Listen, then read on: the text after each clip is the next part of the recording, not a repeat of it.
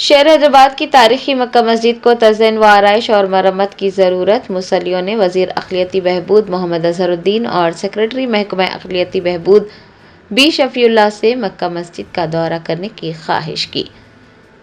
شہر حیدرآباد کی تاریخی مکہ مسجد ملک کی بڑی مساجد میں سے ایک ہے۔ مصلیوں کے علاوہ سیاحوں کی ایک بڑی تعداد مسجد کا دورہ کرتی ہے۔ مکہ مسجد میں فوارہ و دیگر کے تزئین و آرائش کی ضرورت ہے۔ مصلیوں نے بتایا ہے کہ ساؤنڈ سسٹم 25 سال پرانا ہے، اس کو تبدیل کرنا ضروری ہے۔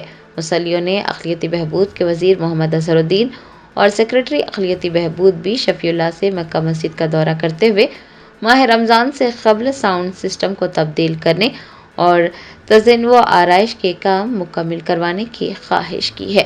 بتایا جاتا ہے کہ لاڈ بازار کی سمت میں مسجد کی مرمت کی ضرورت ہے۔